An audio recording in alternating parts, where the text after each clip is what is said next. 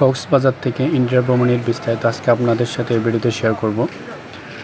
আমরা Cox's Bazar rail station থেকে ট্রেনে করে ইন্ডিয়ার দিকে যাত্রা শুরু করি। রাত 8টার দিকে আমরা ট্রেনে উঠি।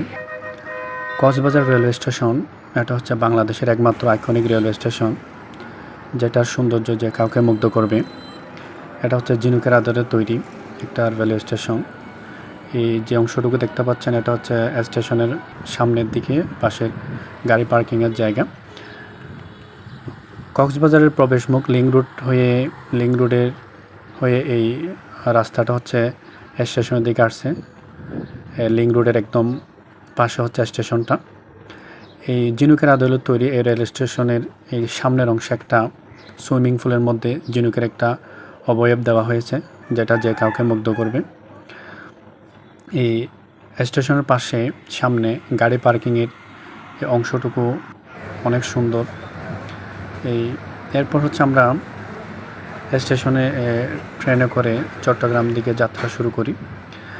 চট্টগ্রামে কিছুক্ষণ বিরতি দেওয়ার পর আমরা আবার চট্টগ্রাম স্টেশন থেকে ঢাকার দিকে যাত্রা করি। এই চট্টগ্রাম স্টেশনে অনেক মানুষের ভিড় ছিল।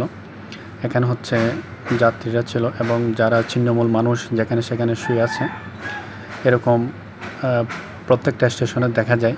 যারা ছিন্নমূল মানুষ, ঘরবাড়ি ছাড়া মানুষ স্টেশনের মধ্যে শুয়ে থাকে রাতের মধ্যে। আমরা চট্টগ্রাম রেল স্টেশন থেকে এভাবে যেতে থাকি। স্টেশনের পাশে উঁচু উঁচু ভবন, যেটা আমাদেরকে খুবই আকৃষ্ট করছিল। রাতের পরিবেশে এই ভবনগুলো দেখতে খুবই সুন্দর লাগছিল। এভাবে আমরা যেতে থাকি। যাত্রা করতে করতে দেখা যায় স্টেশনের পাশে ফ্লাইওভার, যে ফ্লাইওভারটা সৌন্দর্য যে কাউকে মুগ্ধ করবে। কারণ এই রাতের অন্ধকারে, এখন গভীর রাত, প্রায় 1টা বাজে। এই গভীর রাতে এই যে ফ্লাইওভারের লাইটিং এবং গুড়ি গুড়ি বৃষ্টি হচ্ছিল, এই এমন একটা পরিবেশ, এই লাইটিংয়ে এবং বৃষ্টি, ওয়েদারটা আমাদেরকে অনেক মুগ্ধ করেছে। এরপর আমরা সারা রাত জার্নি করার পর কমলাপুর রেলওয়ে স্টেশনে পৌঁছে যাই। কমলাপুর রেলওয়ে স্টেশন এটা বাংলাদেশের সবচেয়ে বড় রেলওয়ে স্টেশন। এই রেলওয়ে স্টেশন থেকে আমরা স্টেশনের বাইরের দিকে যেতে থাকি, এক্সিট পয়েন্টের দিকে। এই রেল স্টেশনে অনেক মানুষের ভিড় ছিল।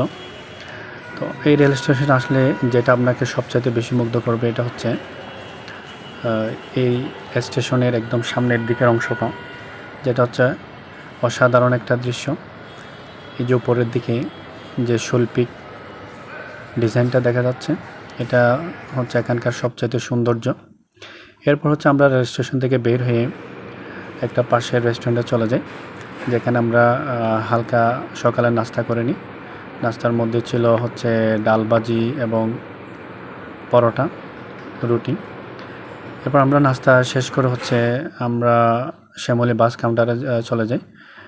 শ্যামলী এসি বাস কাউন্টার, যেটা এখান থেকে সরাসরি ইন্ডিয়াতে চলে যায়। আমরা বাংলাদেশের বর্ডারে পৌঁছে ইমিগ্রেশন সম্পন্ন করে ইন্ডিয়ার ওপাশে চলে যাই। এ ছিল কক্সবাজার থেকে ইন্ডিয়ার ভ্রমণের বিস্তারিত। দেখা হবে পরবর্তী ভিডিওতে। সবাই ভালো থাকবেন।